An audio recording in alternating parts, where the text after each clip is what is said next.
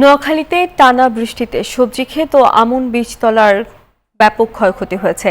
দুশ্চিন্তায় রয়েছেন কৃষকরা। এ নিয়ে বিস্তারিত আরো খবর জানাতে আমাদের সঙ্গে যুক্ত হবেন সহকর্মী আকবর হোসেন সোহাগ। সোহাগ, আমাদেরকে জানাবেন যে কি কি ফসলের ক্ষয়ক্ষতি হয়েছে এবং কৃষি বিভাগ এই বিষয়ে কি বলছেন। জি ধন্যবাদ।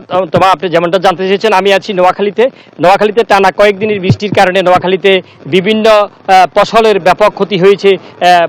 ফসলগুলার গাছ নিচে পানি জমে থাকায় এবং শুকিয়ে যাওয়ায় ফসলগুলা শুকিয়ে গেছে এবং গাছের যে চারাগুলো আছে, এছাড়া বীজতলাগুলাও নোয়াখালীর সদর, সুবর্ণাচর, হাতিয়া সহ বিভিন্ন স্থানে গাছের বীজতলাও, আমনদানের বীজতলাও নষ্ট হয়েছে এবং কৃষি ব্যাপক ক্ষতি হয়েছে। আমি আপনাকে একটু দেখাতে চাই যে এই যে গত টানা কয়েকদিনের বৃষ্টির কারণে এখানে মালচিং পদ্ধতিতে যে সকল কৃষি আবাদ করা হয়েছে, এখানে সবজি কৃষিগুলা ব্যাপক ক্ষতি হয়েছে। এতে করে আমি অনেক কৃষকদের সাথে কথা বলছি, তারা আমাকে জানিয়েছেন যে এই কয়েকদিনের টানা বৃষ্টির কারণে তারা যে কৃষকরা ব্যাপক ক্ষতির সম্মুখীন হয়েছেন এবং তারা কিভাবে আগামী দিনে তারা আসলে কৃষি দিয়ে তারা আসলে জীবনযাপন করবেন, আসলে এটি তারা দুশ্চিন্তায় রয়েছেন।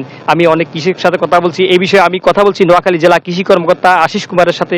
তিনি আমাকে জানিয়েছেন যে কৃষি বিভাগের পক্ষ থেকে ক্ষয়ক্ষতি এবং কোনো ধরনের যেন তাদেরকে সহযোগিতা করা হয় এই বিষয়ে কৃষি পক্ষ থেকে পরিমাপ করা হচ্ছে এবং তাদেরকে নির্ধারণ করে যদি কোনো সরকারের উচ্চ পর্যায়ে যদি কোনো ধরনের সহযোগিতা থাকে তাহলে তাদেরকে সহায়তা করা হবে। কৃষির পাশাপাশি কচু চাষও করা হয়েছে নোয়াখালীতে ব্যাপক পরিমাণে। নিচে পানি জমে থাকায় কয়েকদিনের বৃষ্টিপাতের কারণে কচু ক্ষেতগুলাও নষ্ট হয়ে গেছে। তো আমি আসলে আপনাকে সব মিলে যদি আসলে বলি, এখানে নোয়াখালী কৃষি বিভাগ বিশেষ তদারকি করছেন বলে আমাকে জানান। আসলে সব মিলে আমার কাছে এই ছিল নোয়াখালী থেকে সবশেষ ফিরছি স্টুডিওতে। তমা।